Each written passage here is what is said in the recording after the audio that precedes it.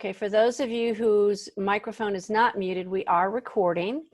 And I just wanted to take the second to welcome everybody and go ahead and we can start doing some introductions. Our guest today will be right back. She is taking care of a dog and we're all working and living from home. It's all good. So Kathy, where are you? I'm in St. Louis. You're in St. Louis too, okay. Yeah. I thought you were in California for some reason. Not this week, no. No, I haven't been in California for a few years. But so those of you who have just joined us, because we are expecting a pretty large group today, I did want to just remind everybody, if you're not already muted on your end, to please go ahead and mute yourself. And then if you have a question as we go throughout the interview today, please go ahead and drop it into your chat box. And you can find your little chat bubble down at the bottom. On my screen, it's at the bottom. It looks like a little thought bubble with a little arrow underneath it. And just type your question into that chat and then we'll unmute you and bring you into the conversation. And so quickly, I just wanted to let everybody know we are recording today. We are now recording. I did remember to turn it on. And I want to welcome Jeanie Williams. She is the Managing Director of Pen Power Book Marketing, and you're in Santa Fe, New Mexico. Welcome, Jeanie. Whoops. Good morning, everybody. Nice to be here, and thanks for having me, Kathy. Quite welcome. So Jeanie and I met through a mutual client, Roxanne Howe Murphy. That's how we met. Roxanne, right, yeah. Her book is Deep Living with the Enneagram. So those of you involved in self-help or just kind of like myself, just love that genre anyway, may be aware of Enneagrams. It's a personality process. I guess that's identifying your personality type of process that a lot of therapists and life coaches use. And Roxanne happens to be one of the nation's, or perhaps the planet's, authorities on that topic. She teaches a lot of people how to use Enneagrams in their work. And that was originally how you and I met. And I got to know a little bit about your company, but not everything. So I wanted to take this minute for you to explain a little bit more about your company, who you are, what you do, and the types of services that you offer to your clients, your authors. Sure, thank you. I'd be glad to. So I have been involved in legal profession and creative writing and publishing all my life. They're just, my walks of life and whatnot. I started out in the business pretty much, I had a magazine called Shoxbridge Quarterly, which was a poetry magazine when I was in my 20s and 30s. And I loved getting poems in the mail right alongside the bills and stuff. So it was just really kind of, the way I chose to live.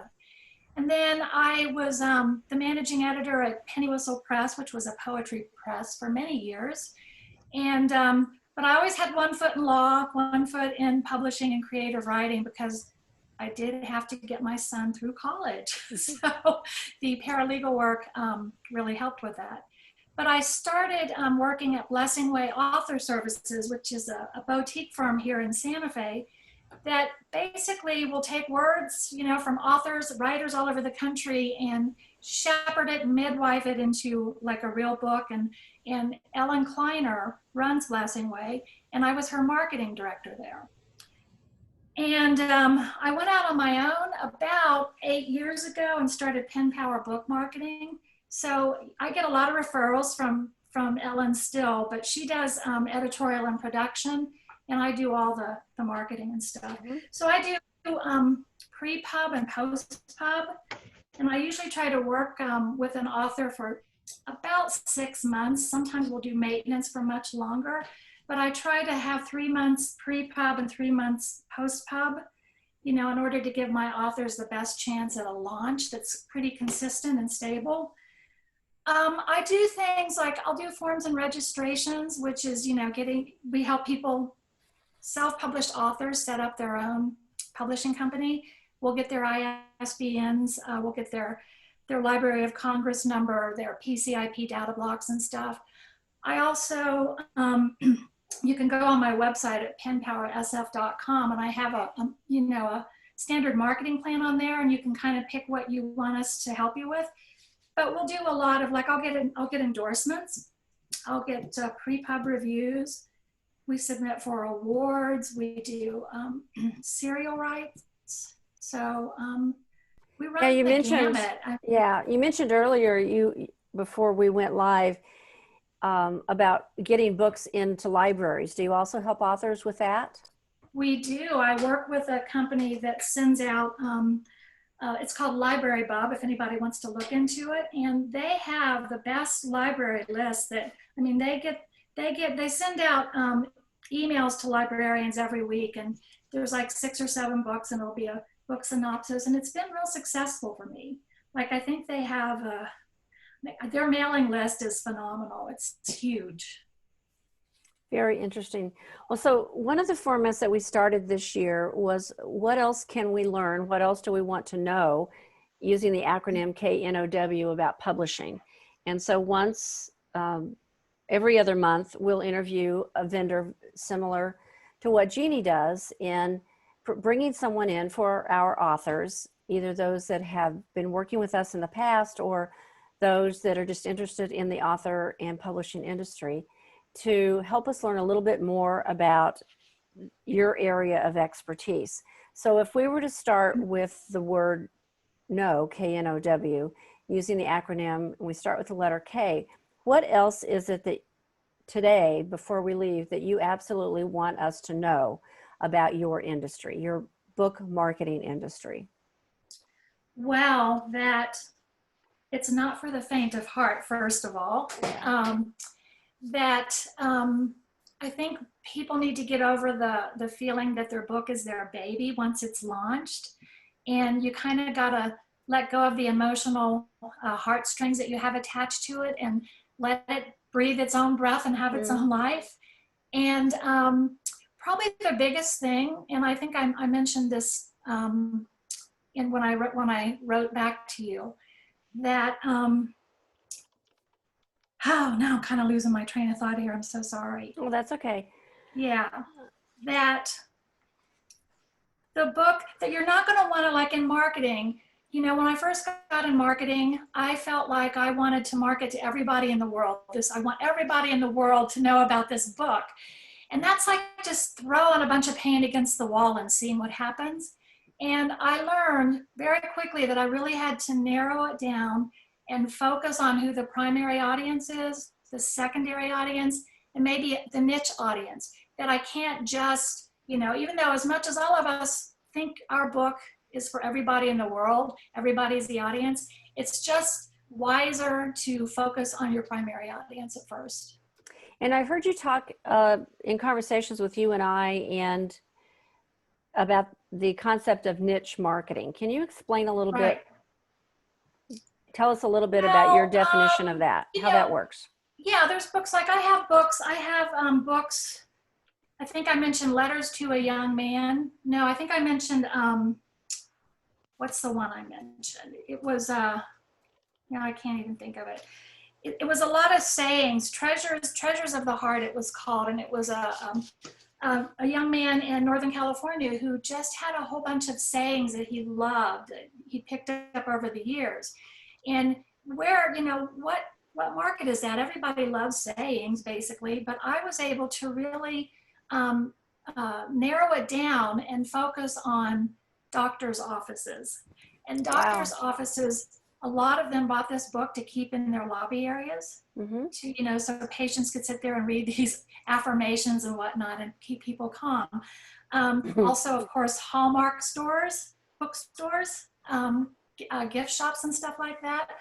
You know, I have a book that's about golfing, you know, about staying in your body, and teaching people how to golf just by really being present in their body. Of course, you know, the golf courses, the gift shops and stuff like that. So, you know, niche markets, but also it's kind of you know, teaching you how to stay in your body. So that's kind of a niche market I could approach with that. So am I also hearing you say that, because people are always asking me, how do I get my books in gift shops and specialty shops? Is that something that you also can help them with? Right. Yeah, I basically pitch to the corporate headquarters of the shops. Yes. And then do you also have strategies? Because I know Judy and I had a conversation one time when she goes back to New York, it's a rather small community. And there's small mom and pop stores that may not be affiliated with the major chains. Um, is that something you can also help authors with? Perhaps? Well, those, if I'm correct, Kathy, you're referring to independent bookstores, Mm-hmm. right? And yeah, we actually get people up on IndieBound. I think you've probably heard of that. IndieBound, you know, a lot of bookstores, they don't want to have your book in the store. They don't have enough shelf space, or, you know, if you're self-published in particular, they're kind of really looking for the big publishing company books and stuff. So IndieBound, if you go online to IndieBound, you can list your book with IndieBound online, and then I can go to a store in Hamilton, Ohio, for instance, and I can look up, I can ask for your book and they can order it, so they have access to it. Yes. And now the authors that we work with, we distribute them not only through Amazon, but through Ingram. So is IndieBound in addition to Ingram? Would you say that again, please? Sure. When we work with our authors, we distribute them not only through Amazon, but through Ingram Spark. Right. And so is IndieBound in addition to Ingram Spark? IndieBound is in addition to Ingram Sparks, yes. Okay, so it's Yeah. it's just the ability to get your book in both distribution centers, so Yeah, that you wherever want, that indie bookstore owner looks, they'll find your book. they'll be able to get your book with a couple of days, yes. Right. Yes, through IndieBound. And then IndieBound is probably going to order that through Ingram. Ingram or Baker and Taylor, whoever you're with, yeah. Right, yeah. And Ingram actually bought Baker and Taylor now, so. Right, I know. Baker and Taylor's been struggling, I know. Yeah. It's all yeah. kind of up But you into. want, you know, several streams of revenue. You're going to have, you know, the independent bookstores, you're going to have Ingram, you're going to have Amazon, you know, wherever you can get your book out there where you're getting streams of potential revenue possibilities. So if we think about the acronym KNOW again, KNOW, that kind of hits on the word in new, NEW for new. Are there some new ideas and new things going on out there that might be just kind of, people are starting to think about? I know there's that new, there was a group of distributors, and I wish I could remember the name of that instead of Amazon, I think they're independent publishing houses that have set up a distribution point other than Amazon. It's in direct competition. Are you familiar with what I'm trying to say? I am, and you know, the name's escaping me now. A lot of people have moved over there from Amazon, and it's just escaping me. I will, I'll email it to you, and hopefully Yeah, you can send it to I'll definitely make sure everybody on the call, and it might jump in my head here. And it's actually owned, wasn't it started? I'll find out, and then I'll make sure. Might even do a blog on that one. Yeah, that would be great. Yeah. So what are some other opportunities, if we look at the letter O, what are some opportunities that perhaps, because I'm looking around at some of the authors that are on the call, and we have novelists, we have poets, we have children's book authors, we have photographers, we have nonfiction spiritual authors. So we've got big, broad range here.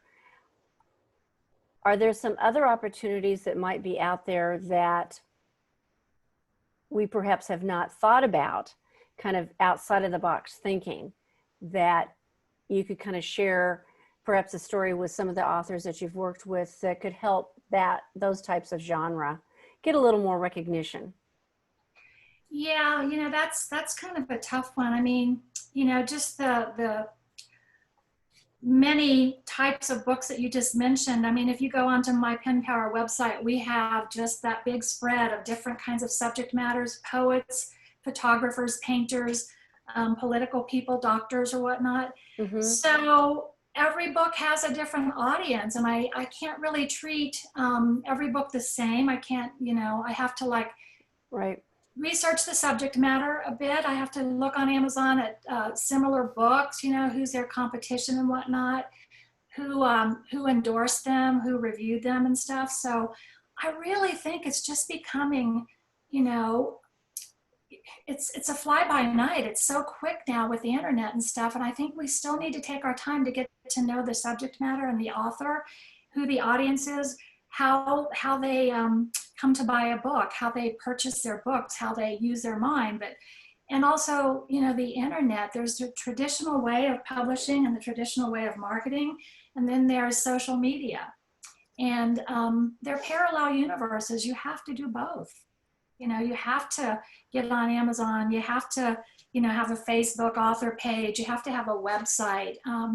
And, enough can't be said for personal one-on-one, live readings and back of the room sales. I mean, a lot of times here, I don't arrange book signings and readings or book talks in bookstores. I'll go to an art gallery on Canyon Road, and authors make the most money in the back of the room sales, where they're, Right.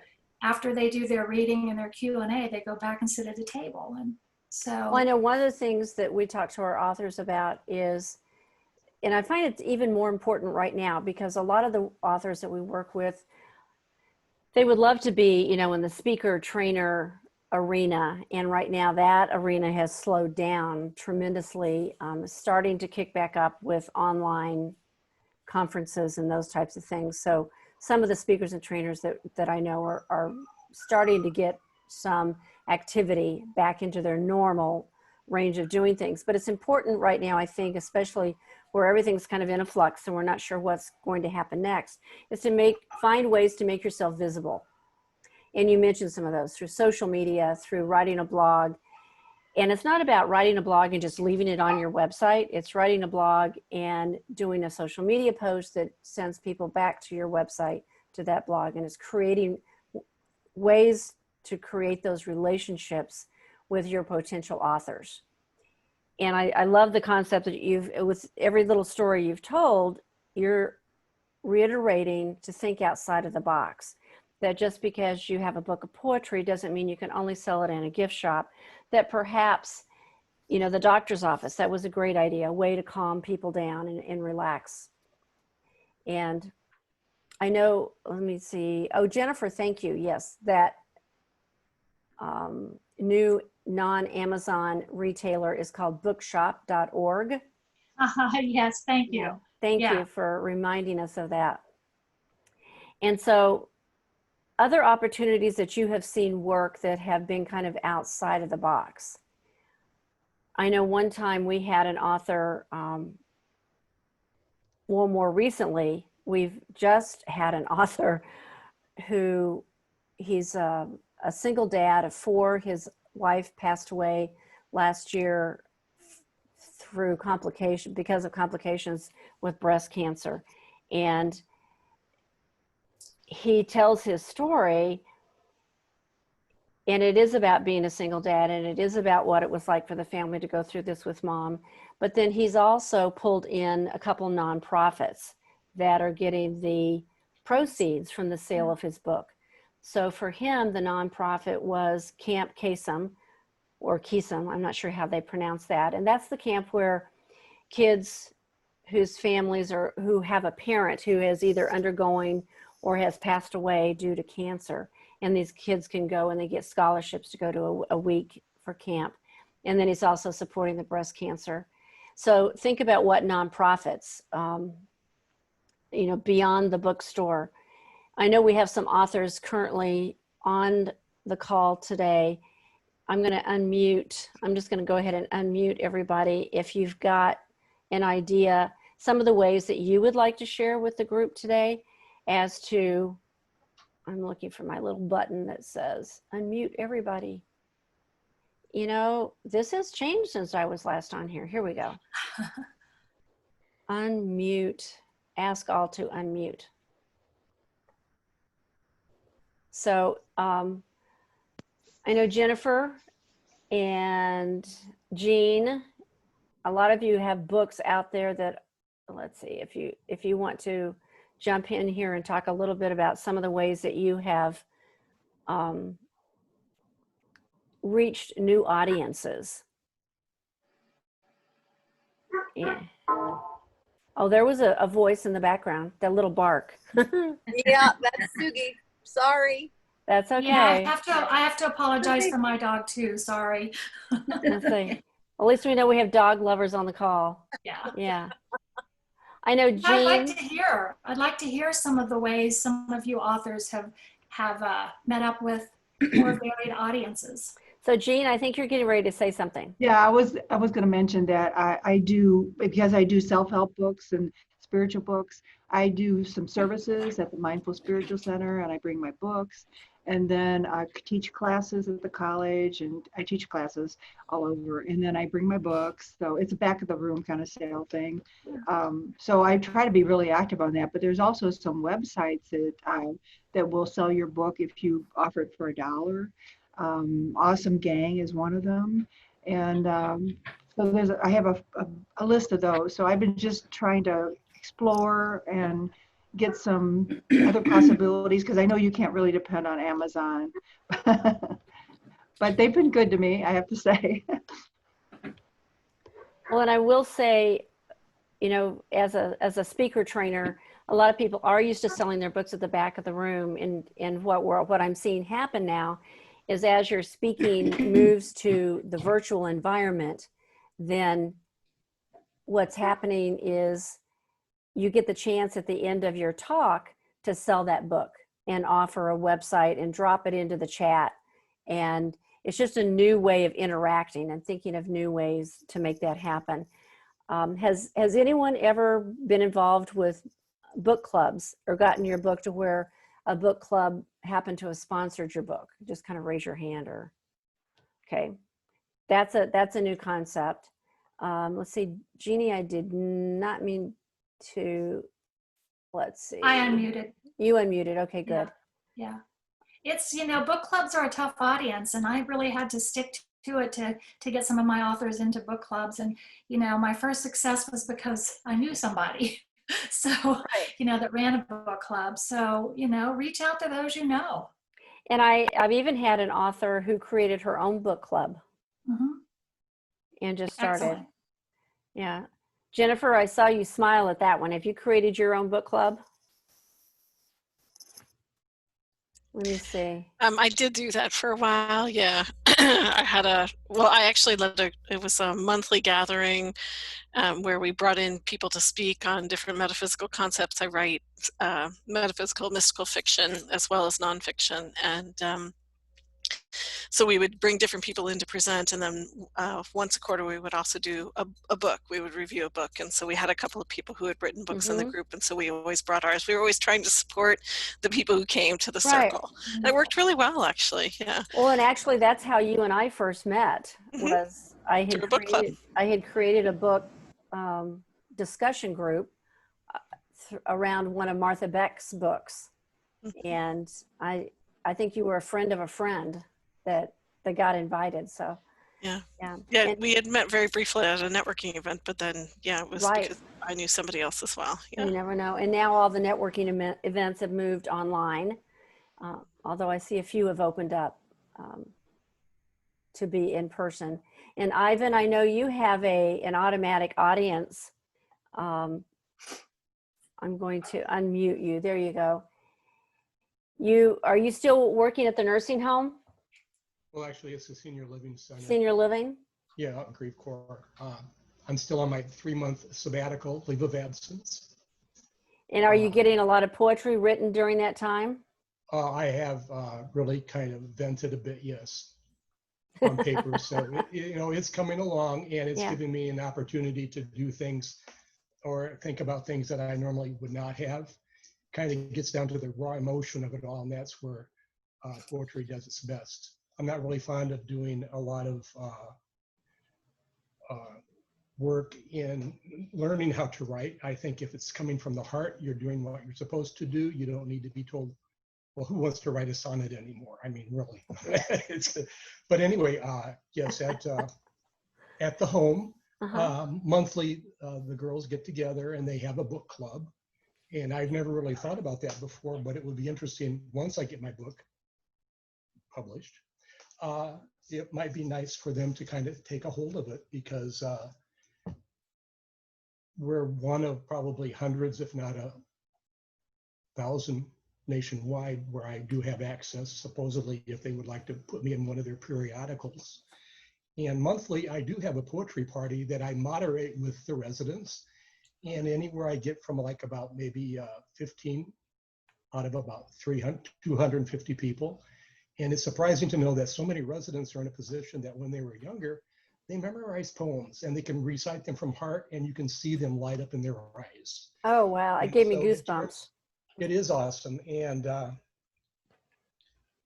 I've gotten the hang of it. I've been doing it about 8-10 years, when they were going to disband the group because nobody writes poetry anymore at that age. But now it's poetry appreciation. And I try to educate them by going in and doing new poems that I find online.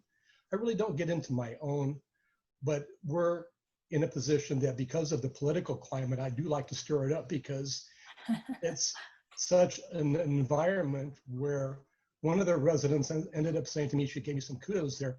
It was 4 months ago, when we had a really good session and we were talking about what a poem meant to them and how they reacted to it.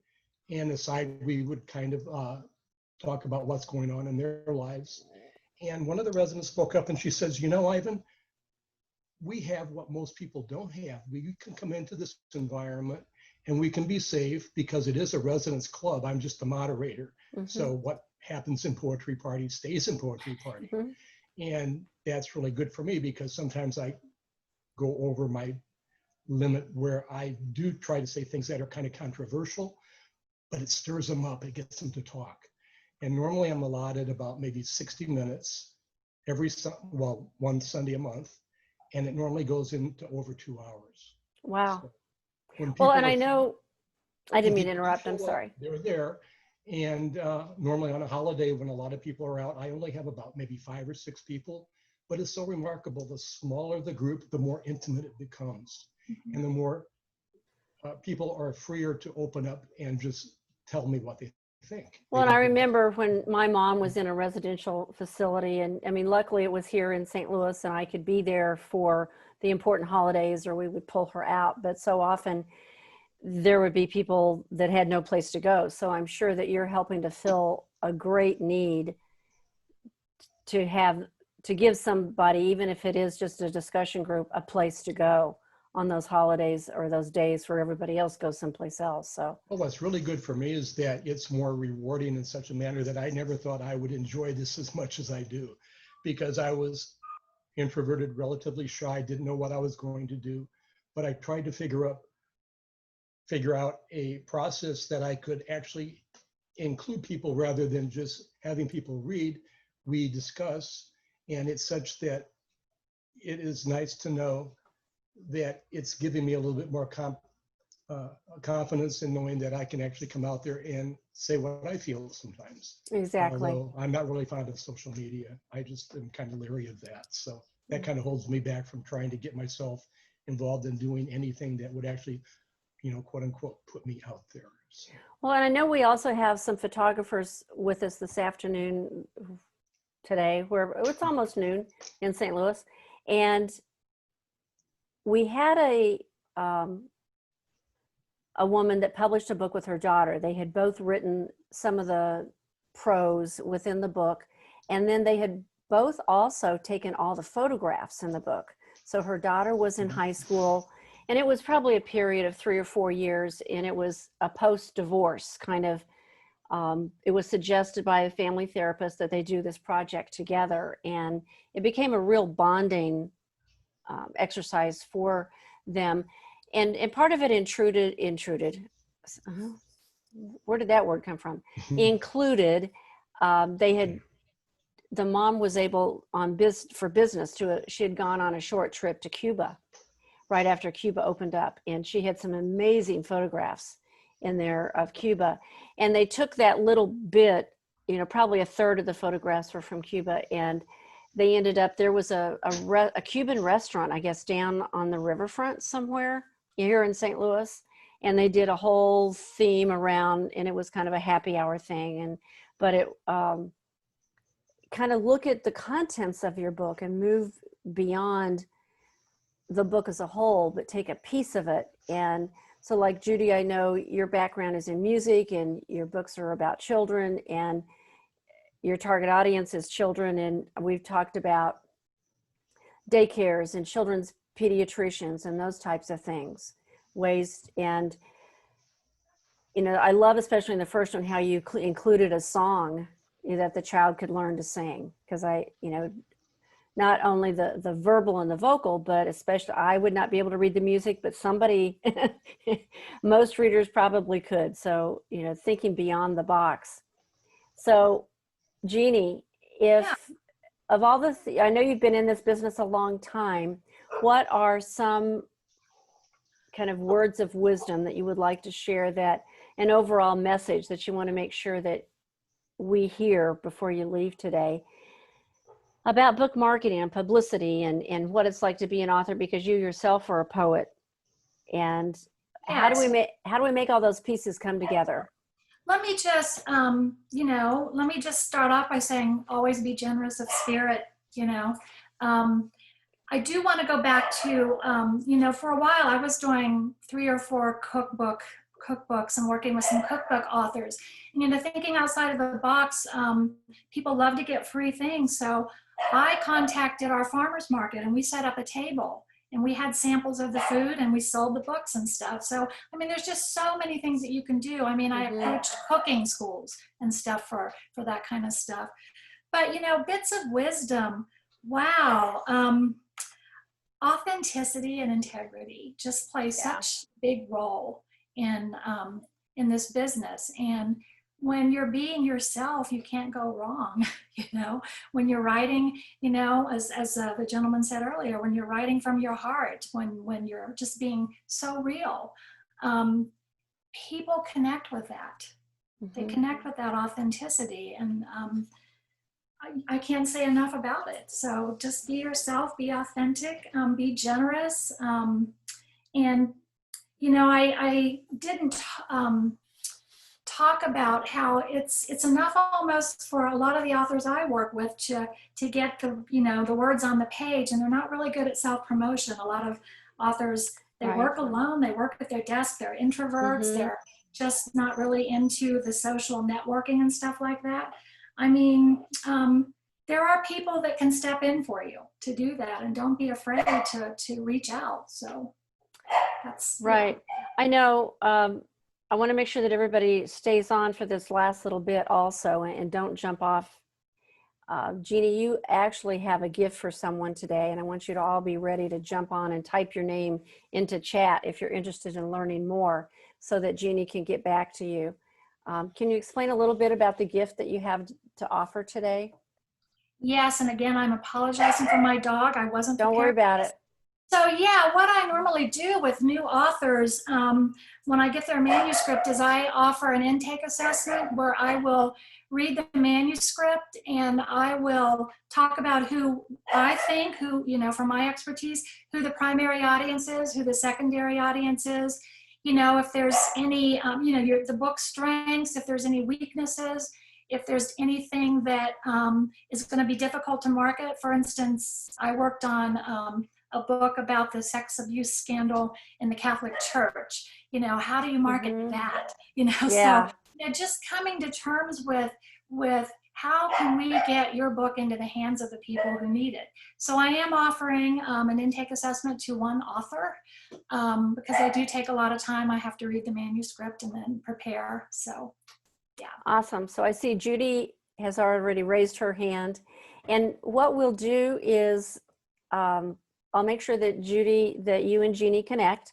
and I will also make sure that when we send out our follow-up email, which will probably be Monday, we try and do it on Friday typically, but Julie, my assistant, is taking the weekend off, a long weekend, well-deserved for her.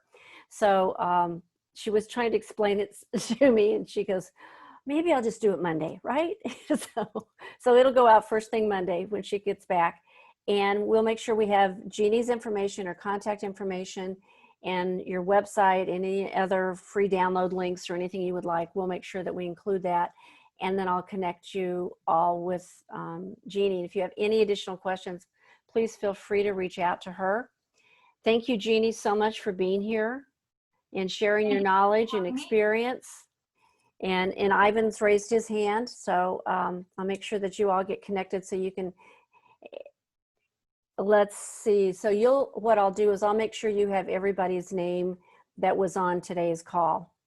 And then if you'd like to set up a phone call, I'm going to take a screen print. I know Kim Carr had to jump off real quick, and I'm sure there's a easier technology way. I know everybody by face here, so I'll take a screen print and make sure that I get everybody's name to Jeannie. Yes, And feel free to be in touch. And if you have any questions about anything publishing related or life in general, who knows, we'll just have a glass of wine and a nice conversation. And feel free to reach out. Thank you for being here. Next month, I am interviewing one of our authors, Teresa. Oh my goodness, These Boys Are Killing Me is the name of her memoir. And it's about her two sons that took a year off from college and traveled Europe and Asia, and lots of fun stories that she has to tell about. This is her third book that she has self-published. So we'll be talking with Terry. It'll be in your email on Monday.